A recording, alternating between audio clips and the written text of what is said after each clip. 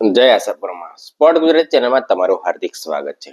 આજે આપણે ચર્ચા કરીશું કાલે બધા કેપ્ટનો વચ્ચે બીસીસીઆઈ અને આઈપીએલ અને બધા કેપ્ટનો વચ્ચેની મીટિંગમાં એક ફેસલો લેવામાં આવ્યો કે હવેથી સલાઈવાનો લાલનો ઉપયોગ થઈ શકશે મેચમાં.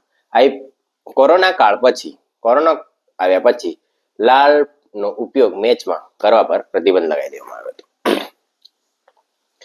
આઈપીએલ 2025 માટે ઇમ્પેક્ટ રૂલ લાગુ રહેશે, એને રદ કરવામાં આવ્યો નથી.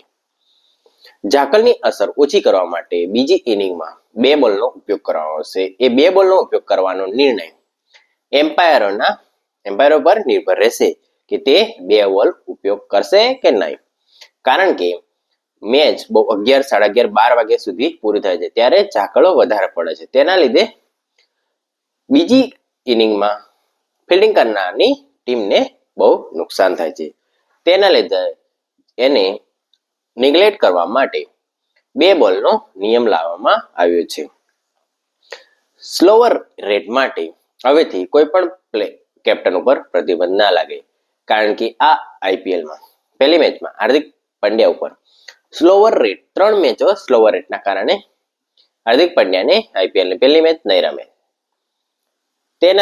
તેના લીધે કોઈ ટીમને નુકસાન ના થાય. તેના લીધે હવેથી સ્લો ઓવર રેટના લીધે કોઈ પણ કેપ્ટનને પ્રતિબંધ કરવામાં નહીં આવે. તેના બદલે ડીમેરિટ પોઈન્ટ આપવામાં આવશે અને એ ડીમેરિટ પોઈન્ટ 3 વર્ષ સુધી ચાલુ રહેશે. અને એમાં અલગ અલગ લેવલ 1, લેવલ 2 અને લેવલ 3 પ્રમાણે અલગ અલગ. લેવલ 1 માટે 25 થી 50% મેચ ફી, અને લેવલ 2 માટે 75% અને લેવલ 4 માટે 100% મેચ ફીનો દંડ કરવામાં આવશે. અને 4 ડિમોરેટ પ્રમાણે મેચ રેફરી નક્કી કરશે કે કેટલો દંડ કરવો, એ પણ નક્કી કરશે.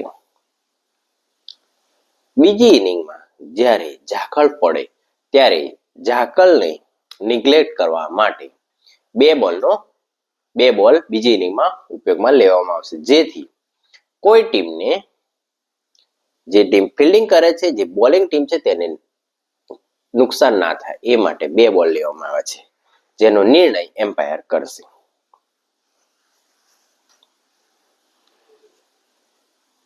હેરી બ્રુકે આઈપીએલ માંથી પોતાનું નામ પાછું લઈ લેતા હેરી બ્રુક પર 2 વર્ષનો પ્રતિબંધ લાગશે.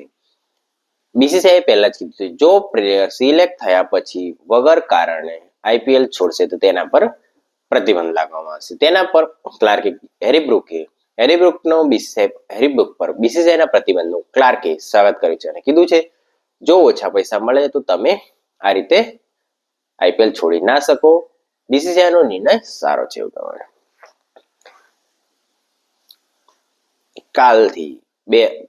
કાલથી 22 માર્ચથી આઈપીએલ 2025 નો શરૂઆત થશે, જેમાં બેંગ્લોર અને કોલકાતા વચ્ચે પહેલી મેચ રમાશે, જે ઈડન ગાર્ડનમાં રમાશે.